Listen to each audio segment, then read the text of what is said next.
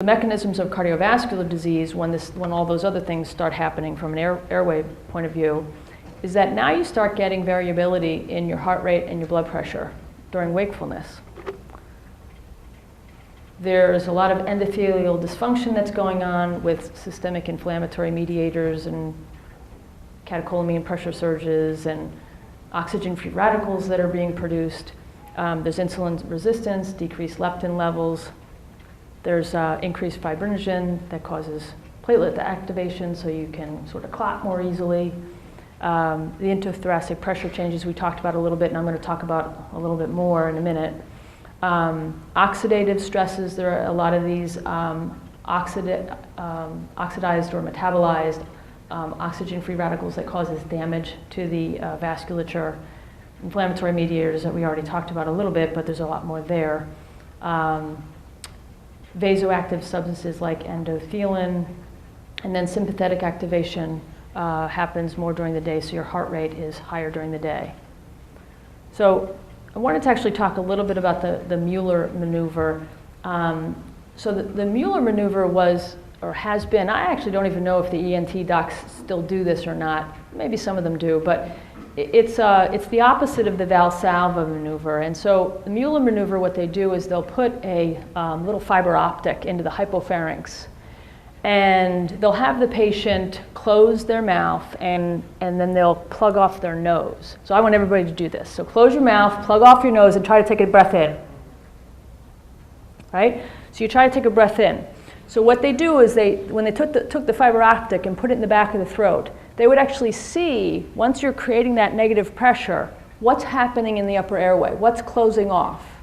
And they found that if the soft tissue behind the soft palate was closing off, then those patients were not really good patients for the UPPP surgery. So that was an indication as to maybe whether they would respond to the surgery or not. So anyway, the Mueller maneuver, I just wanted to introduce that as an idea because basically it's telling you you have an occluded airway. So when you have an occluded airway, what happens? We talked about that negative pressure. So you have to create a larger negative pressure to bring that breath in.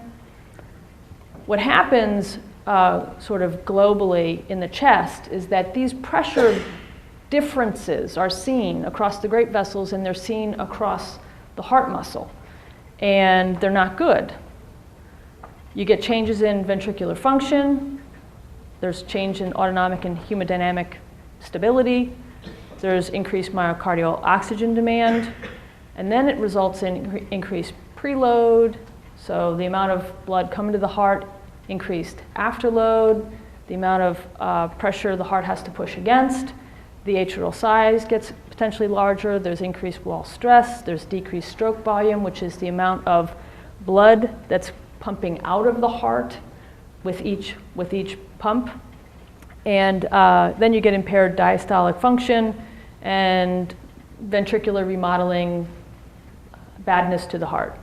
So lots of times when people come into me and I will go over their study with them and they ask, you know, they have sleep apnea, and maybe they're 45 events an hour or something, and I say CPAP, you know, really is the treatment of choice for you to start out on, and they don't want to start on CPAP, and why can't I just be on oxygen? So I get this all the time. Why can't I just be on oxygen? Well, it's hard to explain this to the patient. It really is. But I think if you were just to sort of simplify it and say your diaphragm has to work harder to bring in the air, and because it's working harder, the pressure changes in the chest really affect your vessels and your heart. And that's not changed with just oxygen. So you sort of have to fix both. Then they get it. Then they understand, okay, it's not just oxygen. This is just pictorially the same thing that I said. So this is an open airway right here. Thoracic cavity is nice and normal volumes of lung. This is where you have an occluded airway and you have to create that larger negative pressure to bring that breath in, and those pressure gradients are seen across the chambers of the heart, and eventually they will dilate or get hypertrophied. and it causes damage over time. So now let's move to talking about sort of each individual or touch base on each individual cardiovascular thing that may happen. So hypertension has been mostly or more commonly, more tightly associated with obstructive sleep apnea compared to any of the other cardiovascular problems. We already saw that people who have obstructive sleep apnea have a high prevalence of having hypertension and vice versa. People who are hypertensive have a high prevalence of having sleep apnea.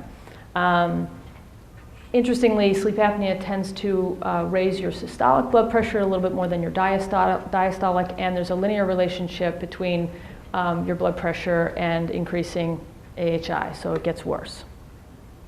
In the Wisconsin sleep cohort study and a bunch of other studies, sleep heart health study, they do show this association that it's an independent risk factor. OSA is an independent risk factor for sleep apnea. And in the blood pressure guidelines, oh my gosh, it's escaping my brain right now, the 2007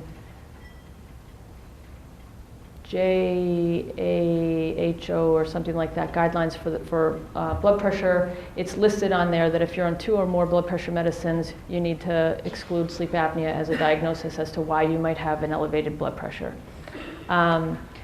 It is common for us, if someone does not have obstructive sleep apnea, to have what's called blood pressure dipping at nighttime when we sleep.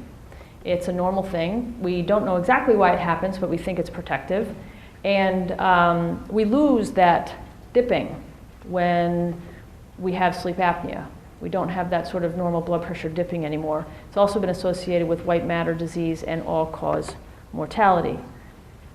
CPAP therapy tends to decrease the mean arterial pressure by about 2 to 5 millimeters of mercury.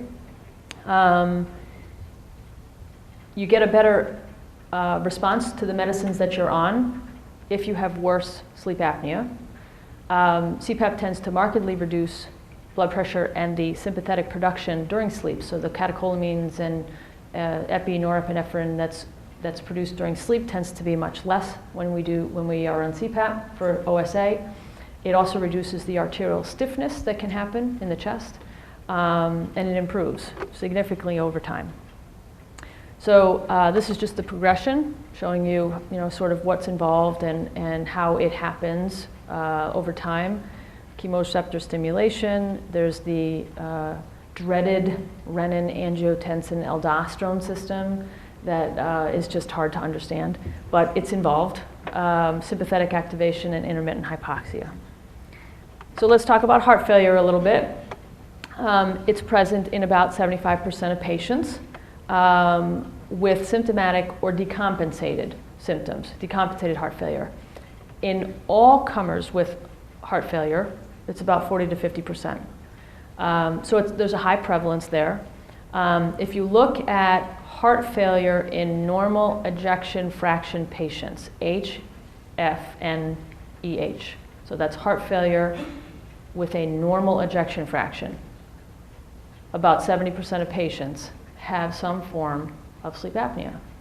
40% obstructive, about 30% centrals.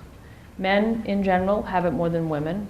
Heart failure patients are usually older, have a higher BMI, a higher B natriuretic peptide level, a higher pulmonary capillary wedge pressure, and a lower arterial PCO2 level. As we just saw, obstructive and centrals are seen in heart failure.